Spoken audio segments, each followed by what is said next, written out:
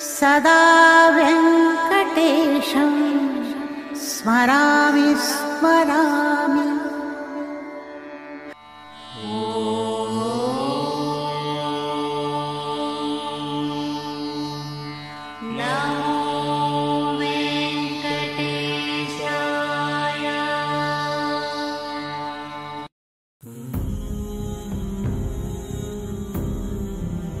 కొన్ని వందల సంవత్సరాల క్రితం శ్రీకృష్ణదేవరాయలు విజయనగర సామ్రాజ్యాన్ని పాలించేవారు.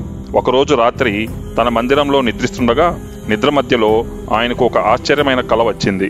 ఆ కలలో శ్రీకృష్ణదేవరాయలకు ఆకాశంలో కోటి దీపాల కాంతులతో మెరిసిపోతున్న ఒక దివ్యమైన అద్భుతమైన భవనం తేలుతున్నట్లు కనిపించింది. ఆ కల ఆయన మనసును పూర్తిగా వశపరుచుకుంది.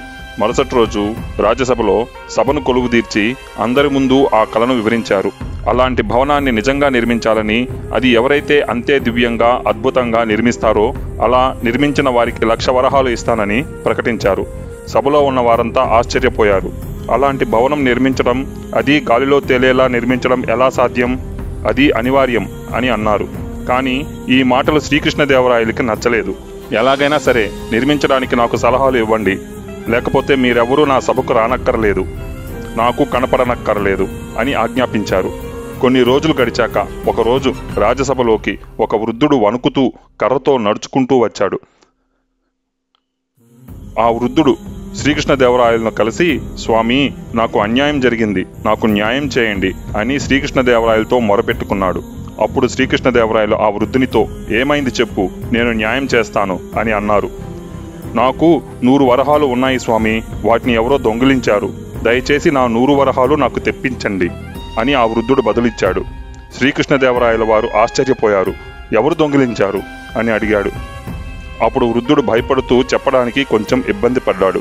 శ్రీకృష్ణదేవరాయల వారు, నీవు నిజం చెప్పు, భయపడొద్దు, నీకేమీ భయం లేదు అని ఆ వృద్ధుడికి ధైర్యం చెప్పారు. అప్పుడు ఆ వృద్ధుడు నెమ్మదిగా, మీరే స్వామి, నిన్న రాత్రి మీరే నా కలలోకి వచ్చి ఆ 100 వరహాలను దొంగిలించారు.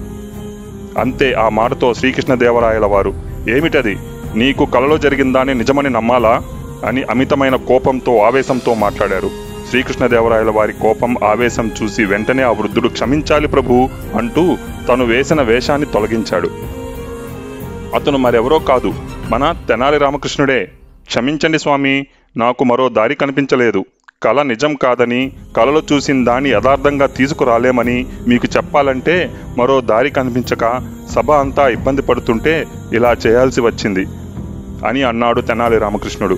శ్రీకృష్ణదేవరాయల వారు తెనాలి రామకృష్ణుని చాకచక్యాన్ని, తెలివిని మెచ్చుకుని ఆనందించారు, అభినందించారు.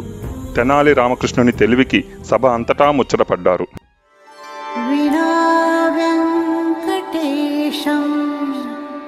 ननाथो ननाथः सदा वेङ्कटेशं स्मरामि स्मरामि।